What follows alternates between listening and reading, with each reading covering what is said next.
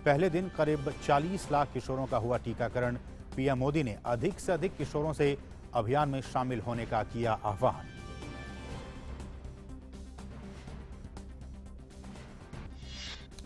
अमेरिकी खाद्य और औषधि प्रशासन ने दी 12 वर्ष की उम्र के बच्चों के लिए अतिरिक्त फाइजर डोज की अनुमति। तीसरे शॉट में 5 से 11 साल के कम प्रतिरोधक क्षमता वाले बच्चों को भी बूस्टर शॉट देने को मिली हरी झंडी।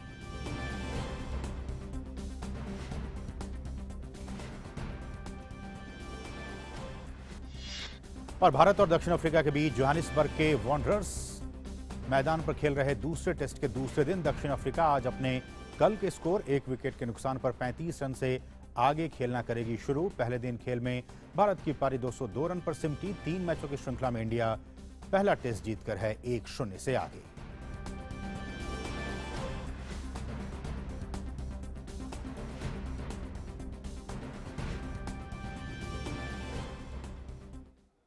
और इस वक्त एक बड़ी खबर आ रही है उत्तर प्रदेश के बरेली से, जहां कांग्रेस के मैराथन में फैली अव्यवस्था पर कार्यक्रम के प्रत्यक्षदर्शियों का कहना है कि भगदड़ में कई छात्राएं दब गईं, कई छात्राओं को चोट भी पहुंची हैं। वहीं कार्यक्रम में कोविड गाइडलाइंस की भी धज्जियां उड़ गईं, जबकि आज दुनिया भर में लोग ओमिक्रॉन के कहर से जूझ रहे हैं। इतना ही नहीं, ऐसे दर्दनाक हादसे पर भी कांग्रेस नेताओं की गलत बयानी जारी है। तो ये आप तस्वीरें देख सकते हैं उस मैराथन में ये भगदड़ मच गई जिसमें कई छात्राओं के घायल होने की हमें खबर मिल रही है। ताज़ा अपडेट के साथ हमारे सहयोगी रामेंद्र अब से कुछ ही देर के बाद जुड़ेंगे, लेकिन ये तस्वीरें आप देखिए, पुलिस भी मौके पर पहुंच गई है जांच करने के लिए।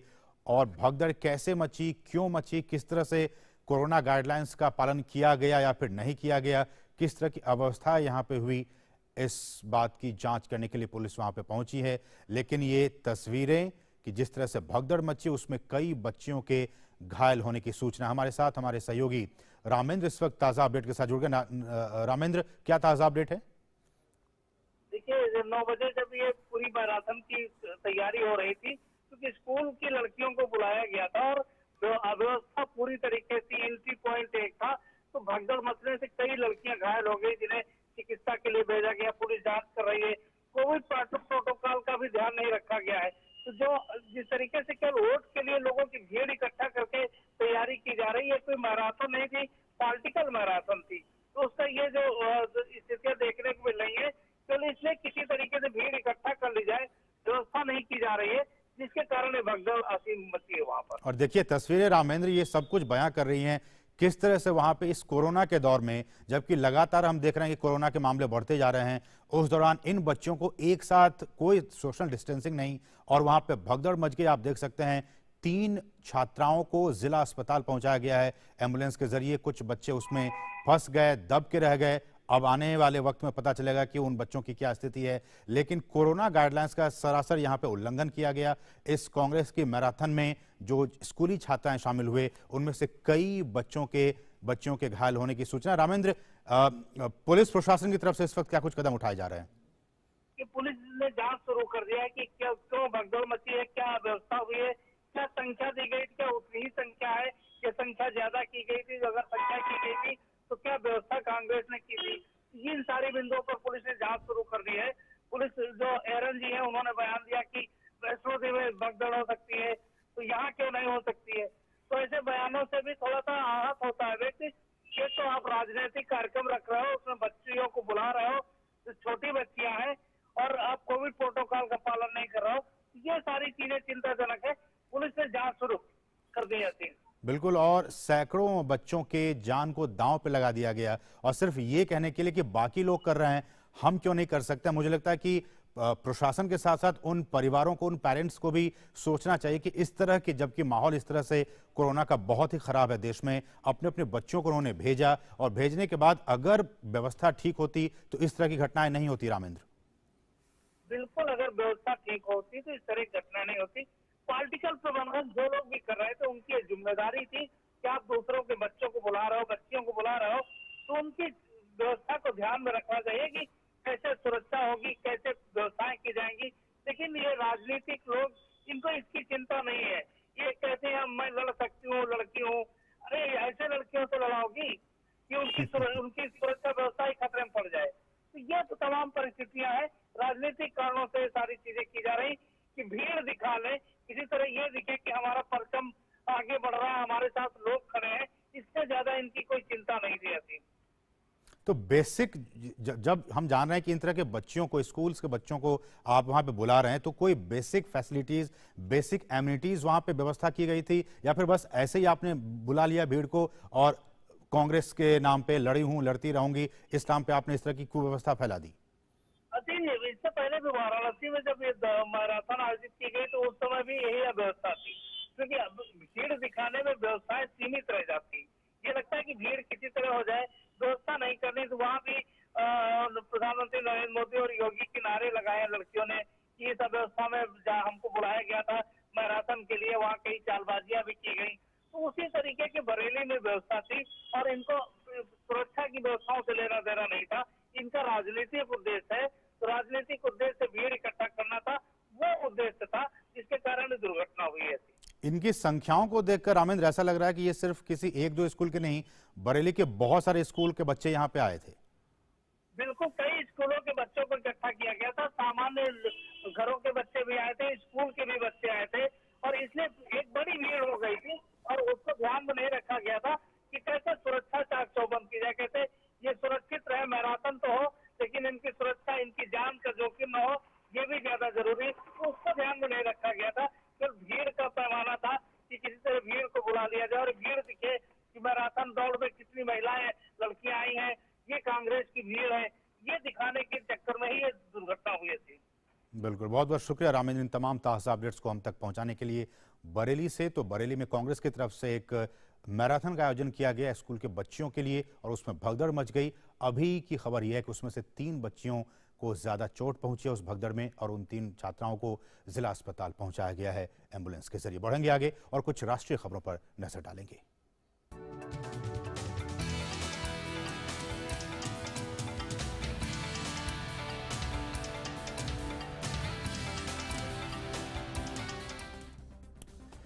जैसा कि आप जानते हैं कि प्रधानमंत्री मणिपुर की यात्रा पर हैं। पारंपरिक रूप से प्रधानमंत्री का अभिनंदन वहां किया गया। मणिपुर में कुल 4,800 करोड़ रुपए की लागत वाली परियोजनाओं की आधारशिला और उद्घाटन प्रधानमंत्री नरेंद्र मोदी ने किया। ये परियोजनाएं सड़क निर्माण, पेयजल आपूर्ति, स्वास्थ्य, शहरी विकास, आवास, सूचना प्रौद्योगिकी, कौशल विकास, कला और संस्कृति के क्षेत्र में हैं। उन्होंने 1850 करोड़ रुपए की लागत वाली 13 परियोजनाओं का उद्घाटन किया और लगभग 2,950 करोड़ रुपए की 9 परियोजनाओं की आधारशिला रखी, जिसमें 1,700 करोड़ रुपए की परियोजनाएं कनेक्टिविटी को मजबूती देने वाली हैं। 5 राष्ट्रीय राजमार्ग परियोजनाओं के तहत कुल 110 किलोमीटर से ज्यादा राजमार्ग का निर्माण शामिल है। और पीएम 160 करोड़ रुपए की लागत से तैयार होने वाले अत्याधुनिक कैंसर हॉस्पिटल, 200 करोड़ रुपए की लागत से राज्य में बनने वाले centre for invention, innovation, incubation and training और न्यू चेकॉन में लगभग 390 करोड़ रुपए की लागत से बनने वाले सरकारी आवासीय क्वार्टरों के निर्माण की आधारशिला भी रखी। वहीं राज्य में हथकरघा उद्योग को मजबूत करने के लिए प्रधानमंत्री 36 करोड़ रुपए की लागत वाली 2 परियोजनाओं की आधारशिला रखी। प्रधानमंत्री ने 240 करोड़ रुपए की लागत से तैयार होने वाले Manipur institute of performing arts का शिलान्यास किया। साल 1990 में इसे बनाने का पहली बार विचार किया गया था, लेकिन कई सालों तक ये अमल में नहीं आ सका। ये इंस्टीट्यूट हरियाणा के गुरुग्राम में बनेगा। साथ ही प्रधानमंत्री के मंत्र सबका साथ, सबका विकास और सबका विश्वास के तहत अल्पसंख्यक समुदायों को लाभ पहुंचाने के लिए प्रधानमंत्री ने 130 करोड़ रुपए की लागत वाली जन विकास कार्यक्रम परियोजनाओं का भी शिलान्यास किया। आज हमारी सरकार की 7 वर्षों की मेहनत पूरे नॉर्थ ईस्ट में दिख रही है, मणिपुर में दिख रही है। आज मणिपुर बदलाव का एक नई कार्य संस्कृति का प्रतीक बन रहा है। ये बदलाव है मणिपुर के कल्चर के लिए, केयर के लिए। इसमें कनेक्टिविटी को भी प्राथमिकता है और क्रिएटिविटी का भी उतना ही महत्व है। रोड और इंफ्रास्ट्रक्चर से जुड़े प्रोजेक्ट, बेहतर मोबाइल नेटवर्क मणिपुर की कनेक्टिविटी को बेहतर करेंगे। 2014 के बाद पूरे दिल्ली को, भारत सरकार को आपके दरवाजे पर लेकर के आ गया। नेता हो, मंत्री हो, अफसर हो, मैंने सबको कहा कि इस क्षेत्र में आइए, लंबा समय गुजारिए और फिर यहां की जरूरतों के मुताबिक योजनाएं बनाइए। और भावना ये नहीं थी कि आपको कुछ देना है, भावना ये थी कि आपका सेवक बनकर जितना हो सके आपके लिए, मणिपुर के लिए, नॉर्थ ईस्ट के लिए संपूर्ण समर्पण से, संपूर्ण सेवा भाव से काम करना है। और प्रधानमंत्री नरेंद्र मोदी आज अब से कुछ ही देर के बाद त्रिपुरा में महाराजा वीर विक्रम हवाई अड्डे के नए एकीकृत टर्मिनल भवन का उद्घाटन करेंगे और मुख्यमंत्री त्रिपुरा ग्राम समृद्धि योजना और विद्या ज्योति स्कूल परियोजना मिशन 100 प्रमुख पहलों का शुभारंभ करेंगे। लगभग 450 करोड़ रुपए की लागत से निर्मित महाराजा वीर विक्रम हवाई अड्डे का नया एकीकृत टर्मिनल भवन आधुनिक सुविधाओं से युक्त और नवीनतम IT नेटवर्क एकीकृत प्रणाली द्वारा समर्थित 30,000 वर्ग मीटर में फैला एक अत्याधुनिक भवन है। नए टर्मिनल भवन का विकास देश भर के सभी हवाई अड्डों में आधुनिक सुविधाएं प्रदान करने के प्रधानमंत्री की पहल के अनुरूप एक प्रयास है। वहीं विद्या ज्योति स्कूल परियोजना मिशन 100 का उद्देश्य राज्य में शिक्षा की गुणवत्ता में सुधार करना है और 100 मौजूदा उच्च या फिर उच्च माध्यमिक विद्यालयों को अत्याधुनिक सुविधाओं और गुणवत्तापूर्ण शिक्षा के साथ विद्या ज्योति विद्यालयों में परिवर्तित करना है। ये परियोजना नर्सरी से 12वीं कक्षा तक के लगभग 1.2 लाख छात्रों को कवर करेगी और इस पर अगले 3 वर्षों में लगभग 500 करोड़ रुपए खर्च किए जाएंगे। मुख्यमंत्री त्रिपुरा ग्राम समृद्धि योजना का मकसद ग्रामीण स्तर पर मुख्य विकास क्षेत्रों में सेवा वितरण के लिए बेंचमार्क मानकों तक पहुंचना है। इस योजना के लिए चुने गए प्रमुख क्षेत्रों में घरेलू नल कनेक्शन, घरेलू बिजली कनेक्शन, सभी मौसम के अनुकूल सड़कें, हर घर के लिए शौचालय, प्रत्येक बच्चे के लिए अनुशंसित टीकाकरण, स्वयं सहायता समूहों में महिलाओं की भागीदारी जैसे पहल शामिल हैं।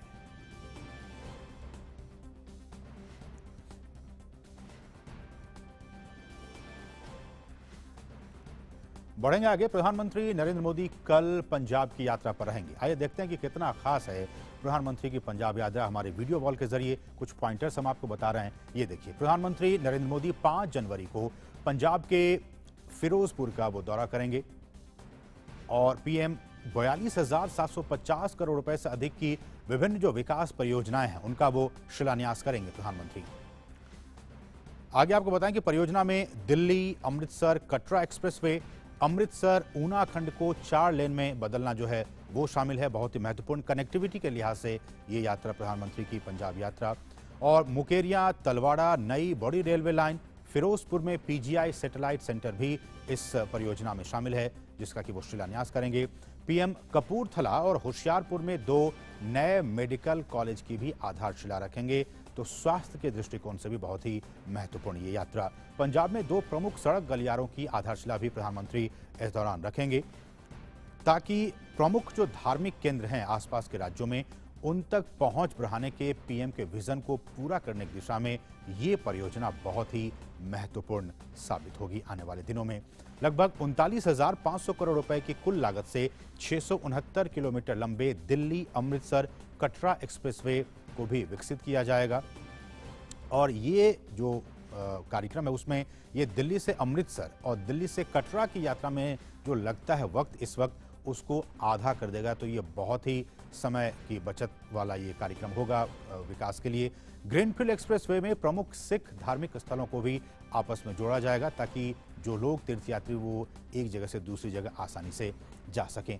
साथ ही साथ एक्सप्रेसवे हरियाणा, चंडीगढ़, पंजाब और जम्मू और कश्मीर के प्रमुख आर्थिक जो केंद्र हैं उनको भी जोड़ने का काम करेगा।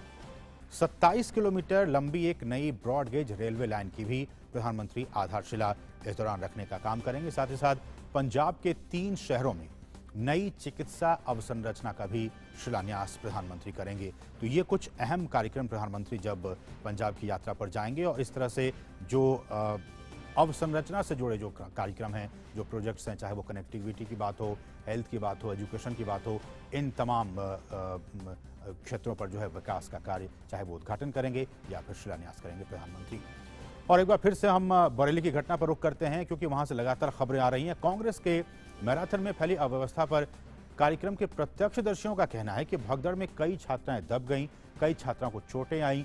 वहीं कार्यक्रम में कोविड गाइडलाइंस की भी धज्जियां उड़ गईं, जबकि आज दुनिया भर में, जैसे कि हमने कहा, कि लोग ओमिक्रॉन से कहर से जूझ रहे हैं। और इतना ही नहीं, ऐसे दर्दनाक हादसे पर भी कांग्रेस नेताओं की जो बयानबाजी है, गलत बयानबाजी, वो लगातार जारी है।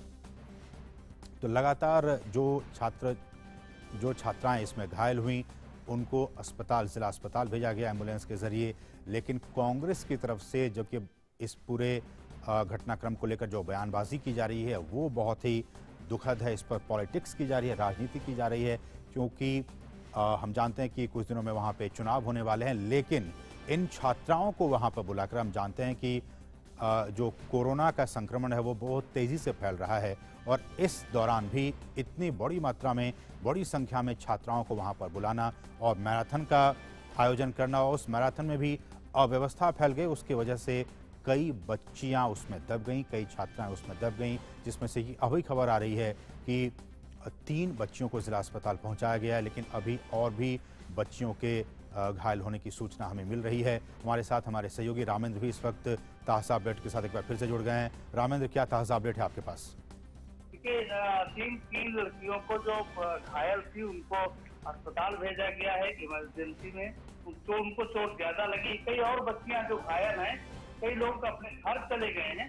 लेकिन ये एक अव्यवस्था है कि राजनीतिक रूप से आप किसी को भी एकत्र कर लीजिए, आपको ये चिंता नहीं कि उसकी सुरक्षा कैसे होगी, कोई प्रोटोकॉल पालन होगा कि नहीं होगा। राजनीतिक रूप से जब आप इस तरह के मैराथन के आयोजन करते हो तो राजनीतिक रैलियों जैसा है, तो आप लोग ये प्रदर्शन करते हो कि हमारे साथ भीड़ है, हमारे साथ लोग हैं। और जब आप ये प्रदर्शन करते हो तो आपको सुरक्षा की जिम्मेदारी भी उठानी पड़ेगी। आपको उसकी सुरक्षा की किस तरीके से रहे, कैसे मैराथन होगी, आपकी इमरजेंसी यूनिट साथ है कि नहीं, वो सारी चीजें भी ध्यान रखना चाहिए। बताया जा रहा है कि एक एंट्री पॉइंट था जहाँ से लड़कियों को इकट्ठा किया और कई विद्यालयों के लड़कियों को इकट्ठा किया गया था। उस अव्यवस्था के कारण ही ये भगदड़ हुई जिसमें लड़कियों को चोट लगी है।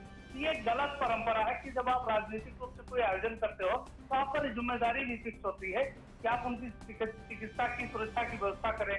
और उसमें इस तरीके के बयान दिए जाए कि वैष्णो देवी में भी भगदड़ हो गई थी, यहाँ हो गई, ये कौन सी बात है? ये कोई तुलना थोड़ी होती, गलत कामों की कोई तुलना नहीं होती। कांग्रेस अच्छे कामों की तुलना करे, अगर उसको प्रतिस्पर्धा करना है तो अच्छे कामों से तुलना करे। प्रधानमंत्री नरेंद्र मोदी बहुत अच्छे काम करे, उनसे तुलना करे। योगी जी की सरकार बहुत अच्छे काम करे, उनसे तुलना करे। क्या परंपराओं में गलत कामों की तुलना होगी ऐसी? ये गलत बात है और इसी कारण भगदड़ हुई ऐसी। नहीं, इस तरह से रामेंद्र, देखिए, ये सारी चीजें जब पॉलिटिकली आप कर रहे हैं, आप उन स्कूली छात्राओं को एक पॉलिटिकल टूल के तौर पर यूज कर रहे हैं।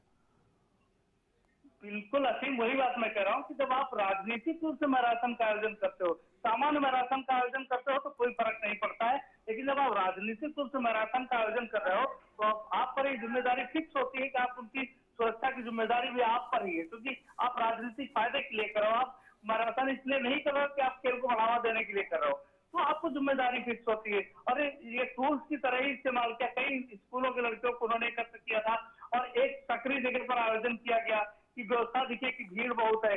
जब आप राजनीतिक पंडालों की तरह लड़कियों को इकट्ठा करोगे मैराथन के लिए तो ये खतरा रहता है, और इसी कारण ये चोट लगी उन लड़कियों को अति।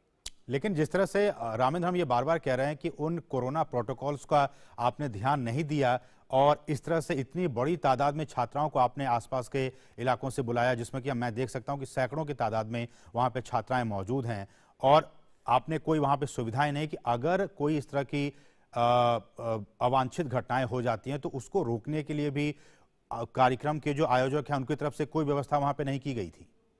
असीम, ये जवाब तो प्रियंका गांधी को देना पड़ेगा जो ये कहती है कि मैं लड़की हो लड़ सकती हूँ, लड़कियों की सुरक्षा की जिम्मेदारी फिर उन्हीं पर है। इस तरह आप लड़ोगी कि लड़कियों को आप एक जगह एकत्र कर लेती हो, आपको सुरक्षा की व्यवस्था नहीं, चिकित्सा की व्यवस्था नहीं, भगदड़ मस्ती, उनको चोट लग जाती है। ये जवाबदेही तो उन लोगों के जिन्होंने इस तरीके के आयोजनों को शुरू किया है। और ये राजनीतिक आयोजन है, अगर ये राजनीतिक आयोजन है तो वो राजनीतिक पार्टी की जिम्मेदारी फिक्स होती है, जिन्होंने उनको कॉल किया था और अपने राजनीतिक उद्देश्यों के लिए वहां एकत्र किया है। तो ये महत्वपूर्ण है, इसलिए जिम्मेदारी उन पर फिक्स होती है और उनको जवाब देना पड़ेगा। विवाद नहीं तो कल इस तरीके का आयोजनों की जो मंशा है उसमें सुरक्षा का ध्यान तो नहीं रखा गया। ठीक है, लेकिन रामेंद्र, एक आखिरी सवाल की जो बच्चियां घायल हैं जिनका कि अस्पताल में इलाज चल रहा है, उनके हवाले से कोई अपडेट, कैसी है उनकी तबीयत? नहीं, तबीयत ठीक है उनको, लेकिन इंजर्ड है, 3 बच्चियां ज्यादा इंजर्ड हैं जिनको अस्पताल में भर्ती कराया गया। कई और बच्चों को भी चोट लगी है, लेकिन वो धीरे धीरे करके अपने घर चले गए हैं, सामान्य रूप से अपना इलाज करा रहे हैं। 3 बच्चियों को ज्यादा लगा, चप्पल जूते बिखर के, आप विजुअल में देख रहे होंगे जो हालात है। तो ये जिम्मेदारी फिक्स होनी चाहिए। अभी तो ठीक है, स्थिति क्रिटिकल नहीं है किसी की, जो अभी तक सूचना आई है। चलिए, बहुत बहुत शुक्रिया रामेंद्र इन तमाम ताज़ा अपडेट्स को बरेली से हम तक पहुंचाने के लिए। तो कांग्रेस के मैराथन में भगदड़ मची, जिसमें कई छात्राएं उसमें दब गईं। 3 छात्राओं को गंभीर चोटें आई हैं, जिनका कि इलाज इस वक्त जिला अस्पताल में चल रहा है। लेकिन दूसरी बड़ी खबर दिल्ली से भी आ रही है। दिल्ली में तेजी के साथ बढ़ रहे कोरोना मामलों के बीच आज डीडीएमए की बहुत ही महत्वपूर्ण बैठक में वीकेंड कर्फ्यू लगाने का फैसला किया गया है। इस दौरान गैर जरूरी गतिविधियों पर बैन होगा। जरूरी सेवाओं को छोड़कर सरकारी कार्यालयों के लिए 100% वर्क फ्रॉम होम का फैसला लिया गया है। वहीं निजी कार्यालयों को आधी क्षमता के साथ काम करने की इजाजत मिली है। तो दिल्ली सरकार के कार्यालयों में वर्क फ्रॉम होम की इजाजत मिली है। और कोरोना के बढ़ते मामलों के बीच जिस तरह से दिल्ली में कोरोना के मामले लगातार बढ़ते जा रहे हैं, आज डीडीएमए की बहुत ही महत्वपूर्ण बैठक थी और उस बैठक में दिल्ली में वीकेंड कर्फ्यू लगाने का फैसला कर लिया गया है। ये इस वक्त की बड़ी खबर। सरकारी दफ्तरों में जो वर्क फ्रॉम होम है उसको लागू किया जाएगा और साथ ही साथ जो प्राइवेट ऑफिसेज हैं वहाँ पे 50% जो एम्प्लॉय हैं वो जाएंगे और सिर्फ 50% एम्प्लॉय ही वहाँ पे काम कर पाएंगे। दिल्ली सरकार के कार्यालयों में वर्क फ्रॉम होम की अब इजाज़त डीडीएमए ने दे दी है। इस वक्त की ये बड़ी खबर। जैसा कि हम जानते हैं कि महाराष्ट्र इस वक्त नंबर 1 पे है और नंबर 2 पे अगर कोई स्टेट्स है कोरोना के बढ़ते मामलों को लेकर, ओमिक्रॉन के बढ़ते मामलों को लेकर, तो वो दिल्ली है, राजधानी दिल्ली है। और इसलिए आज दिल्ली डिजास्टर मैनेजमेंट अथॉरिटी की बहुत ही महत्वपूर्ण बैठक हुई और इस डीडीएमए की बैठक में ये बहुत ही महत्वपूर्ण फैसला लिया गया कि कोरोना के जिस तरह से मामले बढ़ते जा रहे हैं उनको देखते हुए वीकेंड कर्फ्यू, मतलब कि शनिवार और रविवार को दिल्ली पूरी तरीके से बंद होगी। यहाँ पे कोई भी गतिविधि नहीं आयोजित की जाएगी। वीकेंड कर्फ्यू होगा और साथ ही साथ अगर काम काज को लेकर कहा जाए तो सरकारी दफ्तरों में 100% जो एम्प्लॉय हैं वो अपने वर्क फ्रॉम होम करेंगे और जो प्राइवेट ऑफिसेज हैं उनमें 50% क्षमता के साथ एम्प्लॉय जाएंगे और वहां पे काम करेंगे। हमारे साथ हमारे सहयोगी गिरीश निशाना भी इस वक्त ताज़ा अपडेट के साथ जुड़ गए हैं। तो गिरीश, जिस तरह से मामले लगातार, और आप भी डे टू डे हमें खबर देते रहते हैं कि जिस तरह से दिल्ली में लगातार कोरोना के केसेस, ओमिक्रॉन वेरिएंट के केसेस बढ़ते जा रहे हैं, ये होना अवश्यंभावी था।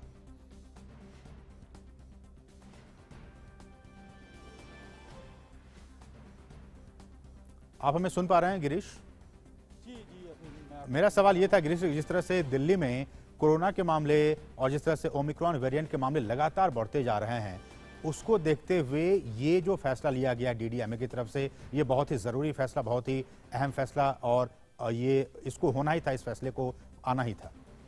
जी बिल्कुल, आपने सही कहा। क्योंकि जिस तरह से लगातार दिल्ली के अंदर कोरोना संक्रमण की दर लगातार बढ़ रही है, पिछले कुछ दिन पहले की बात की जाए तो लगातार 2 से 3 दिनों तक जब 0.5% दिल्ली में कोरोना संक्रमण दर बनी रही, तो ऐसे में दिल्ली में येलो अलर्ट लगा दिया गया और येलो अलर्ट के तहत कई पाबंदियां दिल्ली के अंदर लगाई गई थी। हालांकि दिल्ली के अंदर अभी नाइट कर्फ्यू लगातार जारी है। रात को 10 बजे से लेकर सुबह 5 बजे तक लगातार नाइट कर्फ्यू जारी है।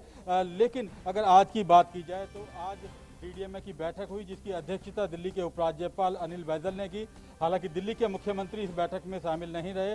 दिल्ली के उप मुख्यमंत्री, दिल्ली के हेल्थ मिनिस्टर, दिल्ली के मुख्य सचिव समेत स्वास्थ्य विभाग के तमाम अधिकारी इस बैठक में मौजूद रहे, क्योंकि दिल्ली के मुख्यमंत्री को खुद वो कोरोना के संक्रमित हो गए हैं। इसके अलावा दिल्ली के जो सांसद और पूर्व भाजपा अध्यक्ष हैं दिल्ली के, मनोज तिवारी, वो भी कोरोना संक्रमण से ग्रसित हो चुके हैं। ऐसे में कहीं ना कहीं जिस तरह से अगर देखा जाए, कल की अगर बात की जाए तो कल दिल्ली के अंदर कोरोना के 4099 मामले आए थे और दिल्ली के अंदर कोरोना की संक्रमण दर जो है 6.4% करीब बनी हुई है। ऐसे में लगातार जिस तरह से कोरोना की संक्रमण दर बढ़ रही थी, ऐसे में डीडीएमए ने संज्ञान लेते हुए आज उसकी बैठक की, आपात बैठक की, और बैठक के अंदर समीक्षा की गई कि इस सप्ताह जो है शनिवार और रविवार को वीकेंड कर्फ्यू लगाया जाएगा। इसके अलावा अगर अन्य पहलुओं की बात की जाए तो दिल्ली के अंदर एक बड़ा फैसला ये भी लिया गया है डीडीएमए की बैठक में, क्योंकि लगातार जिस तरह से दिल्ली की बसों के अंदर और दिल्ली मेट्रो के अंदर लगातार 50% क्षमता के साथ यात्रियों को अनुमति दी गई थी, उसको हटा दिया गया है, क्योंकि लगातार वहाँ पर भीड़ बढ़ रही थी। मेट्रो स्टेशनों की बात की जाए, चाहे बस स्टॉप की बात की जाए, वहाँ पर भीड़ बढ़ रही थी। ऐसे में वहाँ कहा गया है कि पूरी क्षमता के साथ दिल्ली मेट्रो और डीटीसी की बसें चलाई जाएंगी, लेकिन बिना मास्क के किसी को इजाज़त नहीं होगी। अगर निजी कार्यालयों की बात की जाए ऐसी, तो वहाँ पर केवल 50% क्षमता के साथ ही कार्यालयों को खोलने की अनुमति दी गई है। इसके अलावा दिल्ली सरकार के जो भी कार्यालय हैं वहाँ कहा गया है कि वर्क फ्रॉम होम चलेगा, और जहाँ बहुत ज़्यादा ज़रूरत है, जहाँ आवश्यक सेवाएं हैं, वहाँ पर स्टाफ को बुलाया जाएगा। लेकिन फिलहाल अभी जो डीडीएमए की बैठक हुई है उसके अंदर ये फैसला लिया गया है कि इस सप्ताह शनिवार और रविवार को वीकेंड कर्फ्यू लगाया जाएगा, और जो नाइट कर्फ्यू लगातार जो जारी है वो इसी तरह चलता रहेगा रात को 10 बजे से लेकर सुबह 5 बजे तक। लेकिन इस सप्ताह शनिवार और रविवार को ये वीकेंड कर्फ्यू लगाया जाएगा।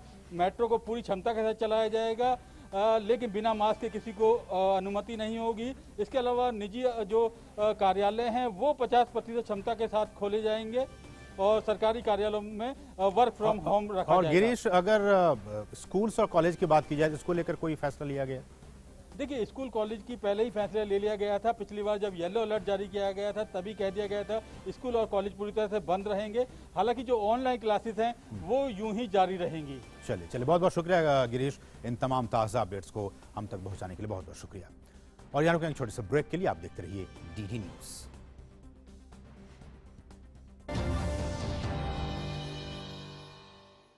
होंगे बच्चे स्वस्थ भले भूलेगा बचपन, इन्हें पिलाओ मुगली घुट्टी 555।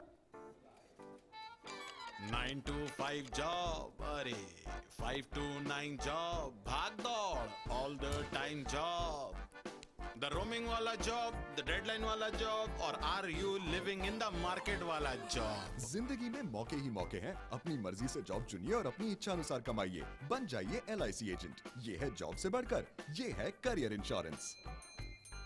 अपना बॉस खुद बनिए, बन जाइए LIC एजेंट। अब लाइफ सेट है।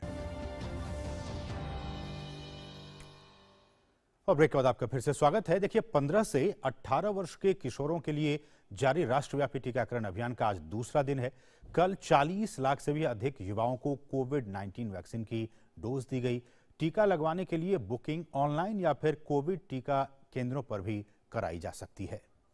इस बीच अन्य आयु वर्ग के लिए जारी कोविड टीकाकरण अभियान के तहत देश में अब तक 146 करोड़ 61 लाख से अधिक कोविड रोधी टीके लगाए गए। कल शाम 7 बजे तक 90,47,000 वैक्सीन की डोज दी गई। सभी आयु वर्ग के नागरिक सरकारी टीकाकरण केंद्रों पर फ्री में टीके लगवा सकते हैं। राष्ट्रव्यापी टीकाकरण अभियान के तहत केंद्र सरकार सभी राज्यों और केंद्र शासित प्रदेशों को फ्री में टीका उपलब्ध करा रही है।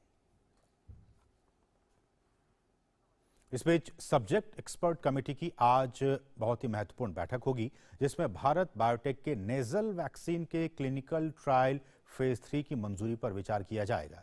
दरअसल भारत बायोटेक ने फेज 1 और फेज 2 के ट्रायल पूरे कर लिए हैं।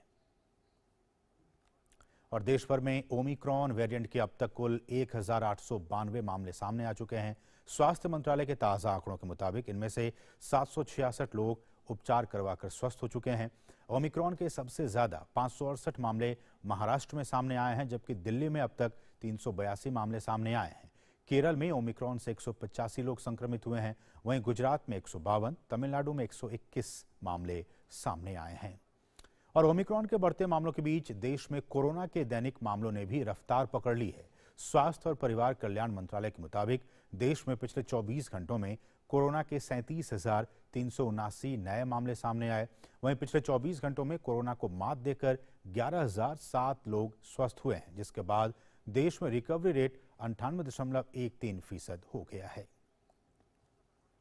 और कोरोना के खिलाफ जंग में कारगर टीकाकरण अभियान के तहत देश में बीते दिन करीब 1 करोड़ टीके लगाए गए। इसी के साथ देश में अब तक 146.70 करोड़ टीके लगाए जा चुके हैं।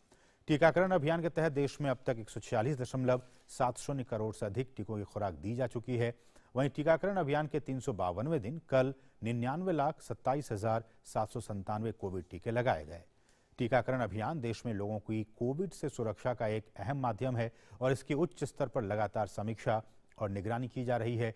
केंद्रीय स्वास्थ्य मंत्रालय के मुताबिक मंगलवार सुबह तक राज्यों और केंद्र शासित प्रदेशों को 152.96 करोड़ टीके की खुराक फ्री में उपलब्ध कराई जा चुकी है। राज्यों के पास अभी भी 19.69 करोड़ टीके की खुराक मौजूद है। पंजाब की बात की जाए तो पंजाब में कोरोना संक्रमण के मामलों की बढ़ोतरी की वजह से राज्य सरकार ने नाइट कर्फ्यू लगाने का ऐलान कर दिया है। ये कर्फ्यू रात 10 बजे से सुबह 5 बजे तक रहेगा। इसके अलावा धारा 144 भी लगा दी गई है। आवश्यक गतिविधियों को लेकर जरूरी दिशा निर्देश भी दिए गए हैं। इसके तहत पूरी तरह से वैक्सीनेटेड लोगों को ही ऑफिस जाने की अनुमति होगी। इसमें सरकारी और प्राइवेट दोनों ऑफिस शामिल हैं। पंजाब के सिनेमा हॉल्स, मॉल्स, बार, रेस्टोरेंट और स्पा को 50% यानी कि आधी क्षमता के साथ चलाने का आदेश दिया गया है। इसके लिए एम्प्लॉयज को भी वैक्सीन की दोनों डोजेस लगी होनी जरूरी है। मुंबई की बात की जाए तो मुंबई में कोरोना के मामलों में लगातार बढ़ोतरी देखने को मिल रही है। मुंबई में कोरोना संक्रमण और उसके नए वेरिएंट ओमिक्रॉन के तेजी से बढ़ रहे मामलों को देखते हुए बीएमसी ने पहली कक्षा से 9वीं और 11वीं कक्षा के सभी माध्यमों के स्कूलों को 31 जनवरी तक बंद करने का फैसला लिया है। हालांकि ऑनलाइन माध्यम से स्कूलों में पढ़ाई जारी रहेगी, लेकिन स्कूलों को बंद किए जाने को लेकर अभिभावकों में मिलीजुली प्रतिक्रिया है। कई लोग प्रशासन के इस फैसले का स्वागत कर रहे हैं, जबकि कई लोगों का कहना है कि सरकार को थोड़ा और समय देना चाहिए था। महानगर में 15 से 18 आयु वर्ग के टीकाकरण के पहले दिन 6000 से अधिक बच्चों का टीकाकरण किया गया। बीएमसी ने कहा है कि क्लास 10 और 12th के बच्चों पर यह फैसला लागू नहीं है। वो व्यक्तिगत रूप से स्कूल जा सकते हैं। क्लास 1 से 9 और 11 के छात्रों के लिए कक्षाएं पहले के मुताबिक ही, दिशा निर्देश के मुताबिक ही ऑनलाइन मोड में जारी रहेगी। और मुंबई में कोरोना और उसके नए वेरिएंट ओमिक्रॉन के बढ़ते मामलों के मद्देनजर बीएमसी ने इसकी रोकथाम के लिए बिल्डिंग सीलिंग के लिए नए नियम आज से लागू हो गए हैं। इन नियमों के तहत किसी भी इमारत या उसके किसी हिस्से में 20% से अधिक लोग कोरोना संक्रमित पाए जाते हैं तो उस इमारत को पूरी तरह से सील कर दिया जाएगा। सोमवार को बीएमसी आयुक्त ने ये दिशा निर्देश जारी किए थे। इससे पहले मुंबई में किसी इमारत को सील करने के लिए कम से कम 5 लोगों के कोरोना पॉजिटिव होने की शर्त थी और 5 से कम मामले आने पर केवल उस फ्लोर को ही सील किए जाने का प्रावधान था। और कोरोना संक्रमण के बढ़ते मामलों के बीच दिल्ली में एम्स प्रशासन ने 5 से 10 जनवरी तक के विंटर वैकेशन को रद्द कर दिया है। एम्स प्रशासन ने सभी फैकल्टी मेंबर्स को तत्काल प्रभाव से ड्यूटी ज्वाइन करने को कहा है। दिल्ली के मुख्यमंत्री अरविंद केजरीवाल कोरोना पॉजिटिव हो गए हैं। ट्वीट कर अरविंद केजरीवाल ने जानकारी देते हुए कहा कि उन्हें कोरोना के हल्के लक्षण हैं और उन्होंने अपने को घर पर ही आइसोलेट कर लिया है। साथ ही दिल्ली के सीएम ने उन लोगों से कोरोना जांच कराने का आग्रह किया है जो हाल में उनसे संपर्क में आए थे। वहीं दिल्ली से सांसद मनोज तिवारी भी कोरोना पॉजिटिव पाए गए हैं। मनोज तिवारी ने ट्वीट कर जानकारी दी कि वे 2 जनवरी की रात से ही बीमार महसूस कर रहे थे। हल्के बुखार और जुकाम आने के बाद उन्होंने टेस्ट कराया जिसमें वो कोरोना पॉजिटिव मिले। मनोज तिवारी ने खुद को भी आइसोलेट कर लिया है। जम्मू कश्मीर पुलिस के मुताबिक कुलगाम जिले के ओके इलाके में चल रही आतंकवादियों के साथ सुरक्षा बलों की मुठभेड़ में 2 आतंकवादी मारे गए हैं। मौके पर ऑपरेशन जारी है। हालांकि अभी कितने आतंकवादी और छिपे हुए हैं इसका जानकारी नहीं है, लेकिन पुलिस और सुरक्षा बलों ने मुठभेड़ वाली जगह को चारों तरफ से घेर लिया है। आयकर विभाग इनकम टैक्स डिपार्टमेंट आज नोएडा के एक बिल्डर के ठिकानों पर छापेमारी कर रही है। एस रियल एस्टेट ग्रुप के मालिक अजय चौधरी के ठिकानों पर बड़े पैमाने पर छापेमारी की जा रही है। एस ग्रुप के नोएडा, दिल्ली और आगरा सहित कई शहरों में ठिकानों पर छापेमारी जारी है। अजय चौधरी के दिल्ली आवास, नोएडा सेक्टर 26 में बने कार्यालय, आगरा और मुंबई समेत 40 से अधिक ठिकानों में ये कार्रवाई चल रही है। बिल्डर अजय चौधरी के यहाँ कार्रवाई से पहले कन्नौज में सपा एमएलसी पुष्पराज जैन और पंपी और कानपुर के इत्र कारोबारी पीयूष जैन के कई ठिकानों पर भी छापेमारी की कार्रवाई की गई थी। इसके अलावा आयकर विभाग ने आगरा में 3 जूता कारोबारियों के ठिकानों पर भी छापे मारे हैं। आईटी नोवा शूज के मालिक हरसिमरन सिंह अलग उर्फ मन्नू के ठिकानों पर छापेमारी कर रही है। इसके अलावा 2 अन्य जूता कारोबारियों विजय आहूजा और मानसी चंद्रा के परिसरों पर भी छापेमारी की जा रही है। इन कंपनी के निदेशकों सहित अन्य कई अधिकारियों पर वित्तीय लेन देन में फर्जीवाड़ा करने और टैक्स चोरी का आरोप है। Supreme court NEET post graduation में आर्थिक रूप से अक्षम लोगों के आरक्षण कोटा से जुड़ी एक याचिका पर कल सुनवाई करेगा। सॉलिसिटर जनरल तुषार मेहता ने आज मुख्य न्यायाधीश के समक्ष इस बाबत याचिका पेश की थी। कोर्ट ने कहा कि ये 3 सदस्यीय बेंच का मामला है। बेंच के जजों की उपलब्धता सुनिश्चित होने पर कल सुनवाई की कोशिश की जाएगी। इससे पहले केंद्र सरकार ने सुप्रीम कोर्ट से नीट पोस्ट ग्रेजुएशन आरक्षण मामले पर 6 जनवरी के लिए तय की गई सुनवाई से पहले मामले में सुनवाई करने का अनुरोध किया था। आर्थिक रूप से कमजोर वर्गों के निर्धारण के लिए आय सीमा 8 लाख रुपए वार्षिक की मौजूदा क्राइटेरिया इस वर्ष भी लागू रहेगी। केंद्र सरकार ने सुप्रीम कोर्ट में दायर हलफनामे में कहा है कि क्राइटेरिया में बदलाव अगले सत्र से होगा। वाणिज्य मंत्री पीयूष गोयल ने कहा है कि पिछले वर्ष दिसंबर महीने में भारत के निर्यात में वार्षिक आधार पर 37% की बढ़ोतरी हुई और ये 37 अरब 29 करोड़ डॉलर हो गया। ये एक महीने में अब तक की सर्वाधिक बढ़ोतरी है। उन्होंने कहा कि भारत से वस्तुओं का निर्यात इस वित्तीय वर्ष में 400 अरब डॉलर का आंकड़ा पार कर जाएगा। दिसंबर महीने में आयात में भी 38% की वृद्धि हुई और ये बढ़कर 59 अरब 27 करोड़ हो गया।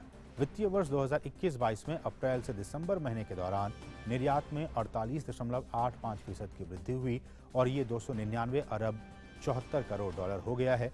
इस अवधि में आयात 69.27% बढ़ा और ये 443 अरब 71 करोड़ डॉलर का हो गया। इस तरह व्यापार घाटा 143 अरब 97 करोड़ रुपए का रहा।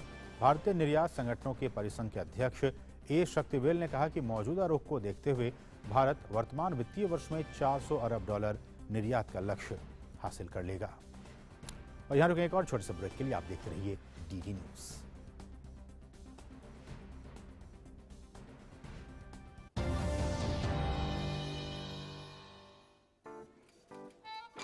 Nine to 5 job, अरे 5 to 9 job, भाग दौड़ all the time job.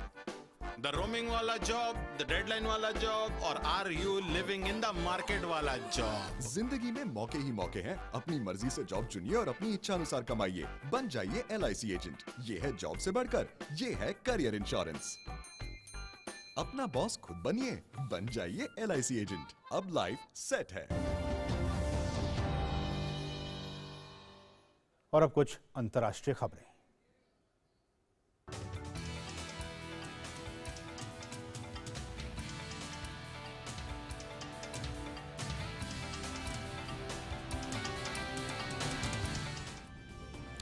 और देखिए, दुनिया भर में ओमिक्रॉन वेरिएंट के मामले एक बार फिर से बढ़ने लगे हैं। अब तक कोरोना संक्रमण के 29 करोड़ 23 लाख से ज्यादा मामले आए हैं। वहीं 54,64,000 लोगों की कोरोना संक्रमण से मौत हो गई है। कोरोना के ओमिक्रॉन वेरिएंट के मामले अमेरिका में तेजी से बढ़ रहे हैं। अब तक कोरोना के कुल 5 करोड़ 66 लाख से ज्यादा मामले सामने आए हैं। अमेरिका में अब तक 8,48,000 से ज्यादा लोगों की मौत हो चुकी है। वहीं यूरोपीय देशों में ओमिक्रॉन वेरिएंट के कारण मामले बढ़ रहे हैं। ब्रिटेन में सबसे ज्यादा 1 करोड़ 34 लाख मामले सामने आए हैं। वहीं रूस में 1 करोड़ 5 लाख से ज्यादा मामले सामने आए हैं। फ्रांस में कोरोना संक्रमितों की संख्या 1 करोड़ 3 लाख के पार हो चुकी है। वहीं जर्मनी में 72,35,000 से ज्यादा मामले सामने आए हैं। अमेरिकी खाद्य और औषधि प्रशासन ने 12 से 15 वर्ष की उम्र के बच्चों के लिए अतिरिक्त फाइजर डोज की अनुमति दे दी है। बूस्टर डोज पहले से ही 16 और उससे अधिक उम्र के सभी लोगों के लिए अनुमोदित है और संघीय नियामकों ने सोमवार को फैसला लिया कि इसकी आखिरी खुराक के बाद से पर्याप्त समय बीत जाने के बाद इसे 12 से 15 साल के बच्चों के लिए भी अनुमोदित किया जाता है। FDA ने यह भी कहा है कि बूस्टर के लिए पात्र 12 वर्ष और उससे अधिक उम्र के हर व्यक्ति को 6 महीने के बजाय अपनी आखिरी खुराक के 5 महीने बाद ही मिल सकती है। रोग नियंत्रण और रोकथाम केंद्रों को ये तय करना होगा कि युवा किशोरों के लिए बूस्टर की सिफारिश की जाए या फिर नहीं। CDC के निदेशक ने कि इस सप्ताह के अंत में इस पर फैसला करने की उम्मीद है। अमेरिका के न्यूयॉर्क शहर में स्कूलों को खोले रखे जाने का फैसला किया गया है। ओमिक्रॉन वेरिएंट के कारण अन्य जगहों पर इस सप्ताह स्कूलों में बच्चों के लौटने पर संशय बना हुआ है। न्यूयॉर्क सिटी के मेयर ने अभिभावकों को आश्वासन दिया है कि स्कूल खुले रहेंगे और बच्चे स्कूल के वातावरण में सुरक्षित रहेंगे। न्यूयॉर्क सिटी के स्कूलों को करीब 10 लाख छात्रों की टेस्टिंग के बाद खोला गया। एक बच्चे के पॉजिटिव पाए जाने की स्थिति में पूरी कक्षा को क्वारंटीन नहीं किया जाएगा। इसके बजाय अगले 7 दिनों के लिए सभी को rapid at home test kit दी जाएगी। ये किट मुफ्त में छात्रों को वाशिंगटन डीसी और कैलिफोर्निया में उपलब्ध करवाई जा रही है। अमेरिका में 3.5 लाख से ज्यादा मामले आए हैं, जबकि 376 लोगों की मौत हुई है। फ्रांस कोविड महामारी से प्रभावित कंपनियों की वित्तीय सहायता का विस्तार करने के लिए लगभग 100 मिलियन यूरो खर्च करेगा। फ्रांस के वित्त मंत्री ने कहा है कि सहायता में टर्नओवर घाटे के लिए राज्य प्रदत्त समर्थन का दावा करने वाली कंपनियों के लिए सीमा को कम करना शामिल होगा। उन्होंने कहा कि पर्यटन क्षेत्र के सभी व्यवसाय विशेष रूप से कोविड प्रतिबंधों से जुड़ी लागतों को कवर करने के लिए मदद के पात्र होंगे। और अब खेल जगत की खबरें।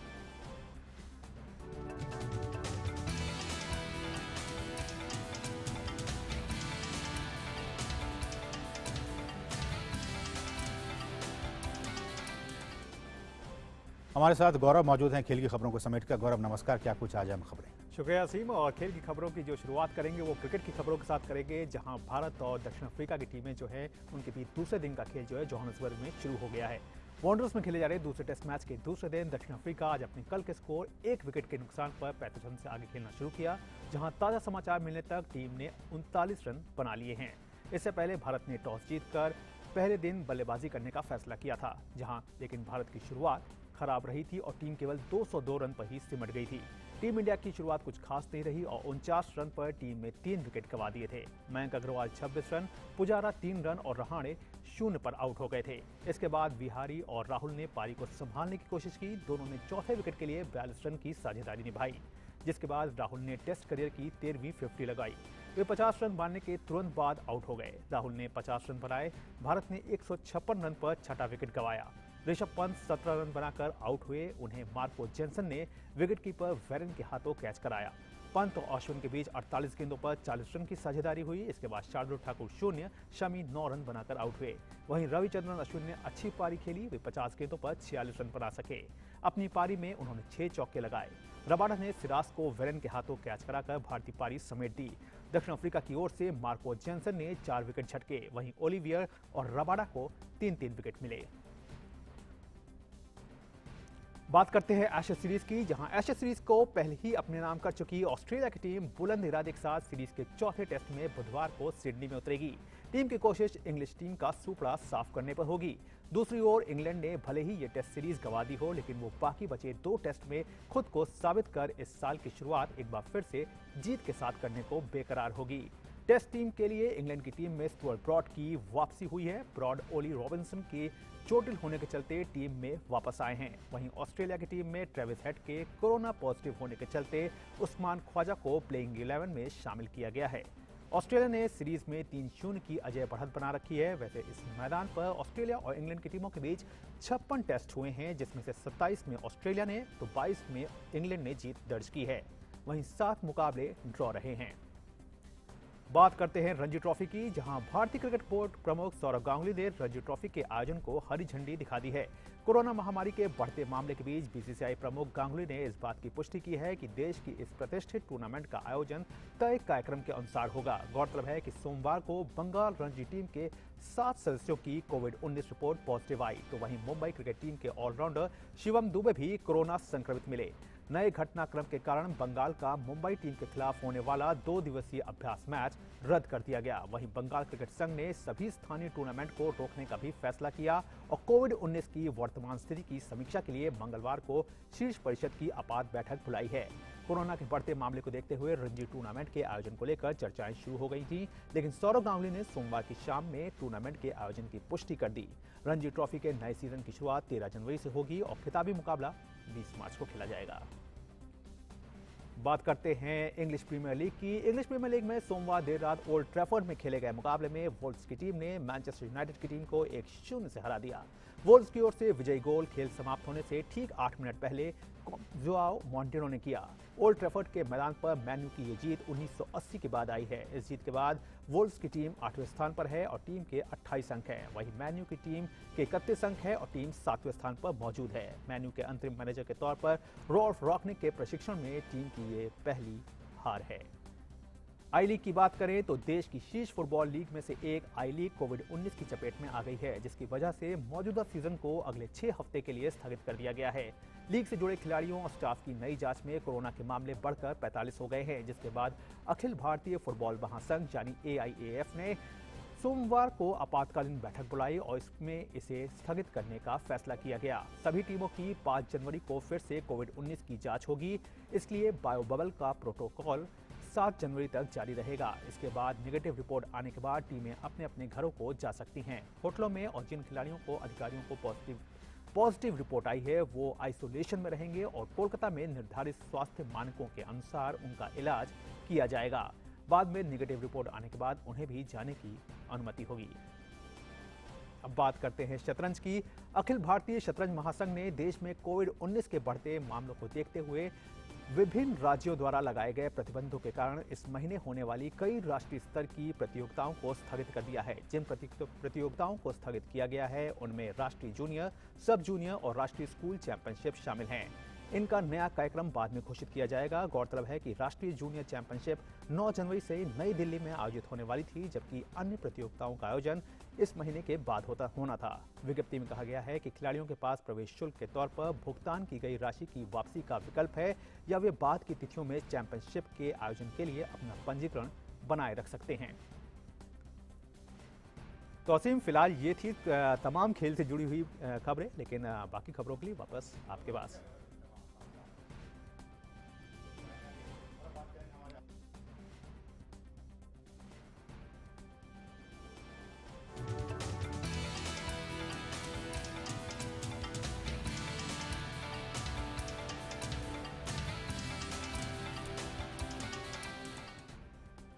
इंदौर में 12 साल का एक ऐसा बच्चा है जिसने कंप्यूटर के लिए वॉइस कमांड प्रोग्रामिंग तैयार की है। यानी कंप्यूटर को हाथ से नहीं बल्कि आप अपनी आवाज से ऑपरेट कर सकते हैं। आइए आपको मिलवाते हैं ऐसे ही कंप्यूटर से तेज चलने वाले इस बच्चे से।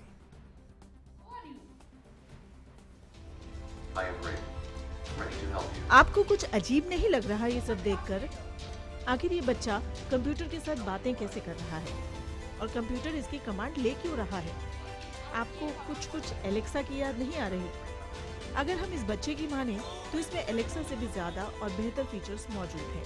अभी शर्मा की उम्र 12 साल है और इसने आवाज से चलने वाला एक कंप्यूटर प्रोग्राम तैयार किया है और नाम रखा है माधव।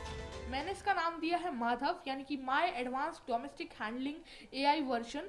और भगवान का नाम भी माधव है, वो सब कुछ कर सकते हैं और सब जानते हैं। और ये वॉइस असिस्टेंट भी आपके लिए कंप्यूटर के सारे टास्क कर सकता है, जैसे कि कोई भी ऐप खोलना, फाइल खोलना, म्यूजिक सुनाना, calendar, clock, news, weather, alarm, to do list और भी बहुत सारी चीजें, स्क्रीनशॉट लेना, यहाँ तक कि कंप्यूटर को शट डाउन करना। अगर घर पर वाईफाई की सुविधा है तो घर के लाइट, पंखे और AC को भी इस प्रोग्राम के जरिए ऑपरेट किया जा सकता है। अभी को इस प्रोग्रामिंग में करीब 2 सप्ताह का वक्त लगा। इसके लिए उसने कई सारी किताबें पढ़ी, फिर कोडिंग और इंटरनेट के जरिए कंप्यूटर पर वॉइस कमांड के साथ काम शुरू किया। अब ऐसे लोग जो कंप्यूटर ऑपरेट नहीं कर पाते, उनके लिए इस तरह की प्रोग्रामिंग का बहुत फायदा मिलेगा। इस प्रोग्राम में भाषा बदलने की भी सुविधा है। ये सभी लोगों के लिए फायदेमंद होगा, जैसे कि बुजुर्गों के लिए जिन्हें कंप्यूटर के बारे में ज्यादा नहीं पता, वो खाली अपनी आवाज से कोई भी बुक रीड करवा सकते हैं, कंप्यूटर को शट डाउन कर सकते हैं, या उन्हें नहीं पता कि कोई ऐप कहाँ है तो वो भी खोल सकते हैं। मदर्स के लिए सपोज अपने बच्चों को वो पढ़ा रही हैं तो किसी शब्द में वह अटक जाती है तो उसका ट्रांसलेशन वो पूछ सकती हैं, या फिर किसी खाना बनाने की रेसिपी भी वो इनसे आराम से पूछ सकती हैं। फिर बच्चों के लिए भी ये बहुत। वैसे इंदौर शहर के लिए अवि शर्मा का नाम जाना पहचाना है। अवि मोटिवेशनल स्पीकर और लेखक भी हैं। कुछ समय पहले अवि ने 250 छंदों की बालमुखी रामायण लिखी है। अवि को नेशनल साइबर ओलंपियाड और इंटरनेशनल अंग्रेजी ओलंपियाड में जोनल पदक समेत कई पुरस्कार मिल चुके हैं। Bureau report, DD news. तो मीडिया प्राइम के आज के अंक बस इतना ही। मुझे और हमारी पूरी टीम को दीजिए अनुमति। नमस्कार।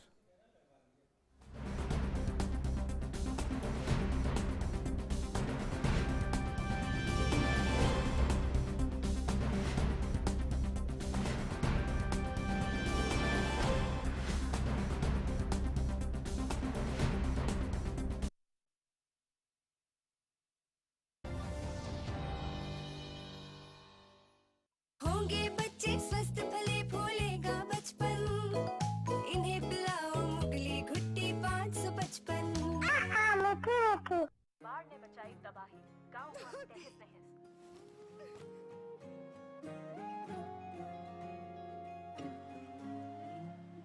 पहल करो, शुरुआत करो, जब करो तो पक्की बात करो। जब पैर तले से दिन गुजरे, सर के ऊपर से रात चले, तामीर करे नगरी नगरी, जब कारीगर का हाथ चले। वंडर सीमेंट, जब दिल में हो जज्बात तभी होती है एक परफेक्ट शुरुआत। पूजा जॉब छोड़ा फिर भी सो कूल। ब्रो, नए चैलेंजेस नए मौके लाते हैं।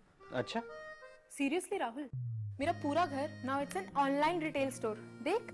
वाओ, लेकिन पैसे? कुछ साल पहले दिवाली बोनस को इन्वेस्ट किया था। और अब तो है LIC का यूलिप प्लान निवेश प्लस। एक बार इन्वेस्ट करो, इंश्योरेंस से सुरक्षा का लाभ और मार्केट की बढ़त का फायदा दोनों पाओ। One sec Rahul. Madam, you are double cool.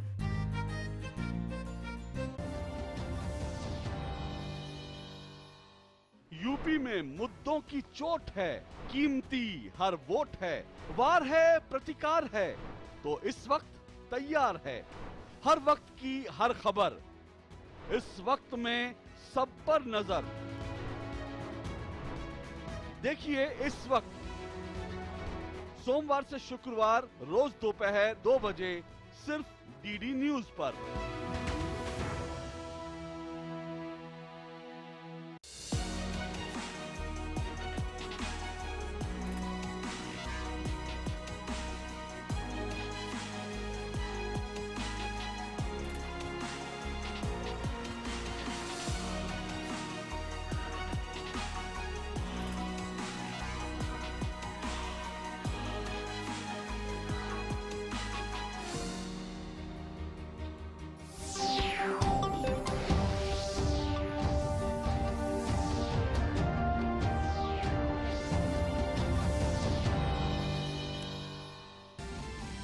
प्रधानमंत्री नरेंद्र मोदी ने मणिपुर में कुल 4,800 करोड़ रुपए की लागत वाली परियोजनाओं की आधारशिला और उद्घाटन किया। पीएम ने कहा, देश के पूर्वोत्तर राज्य विकास का बनेंगे प्रमुख स्रोत।